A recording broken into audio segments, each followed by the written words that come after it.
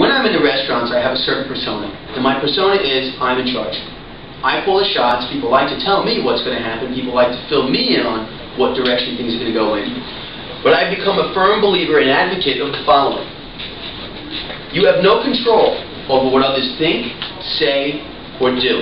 And you certainly have no control over how they react or what emotions they're going to carry.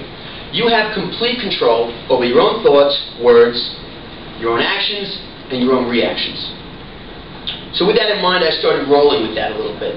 And I applied that when I was at the restaurants that I worked at. And the more I started thinking about it, the more I started to realize that when you really gain a complete awareness of that, and when you start getting a handle on that, you can then take that and learn to properly, how do I say this, influence those around you.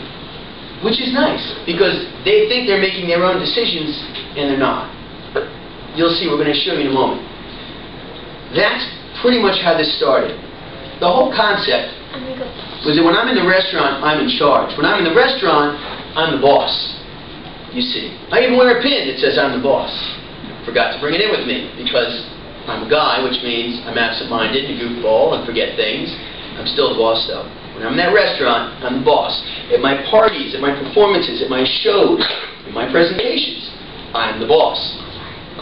Every now and then I get a person who wants to debate that with me. I wear a second pin that says suggested tip $2,350.80.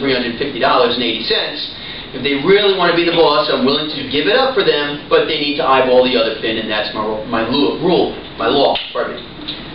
So the boss lecture started to come to play. And I started in this place with the different routines that I did with the balloons.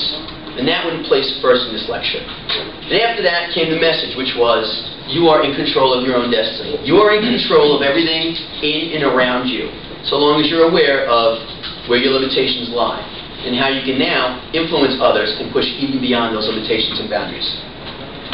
And then, the different comedy routines went into place in this lecture, and the different messages. And then I found myself actually building around the entire process. This has not been a lecture which came together over the Christmas break, like I initially thought. I was so proud of myself. I sat at a computer, and it all fell into my head, and I sat there typing it out, and 90 minutes later, boom, I was done. It was on paper, it was right there. I was excited, I was psyched. But it didn't take 90 minutes. It actually took 18 years. 18 long, hard, dedicated years to put this together. So I'm going to start at the beginning. And some of these parts are pretty ugly, because there are parts where I was not a very pleasant person in my life. But the important thing I want you to take away from this is that we have choices in life. We make our choices in life. And things are going to fall in one of two directions. You either have success or you have failure.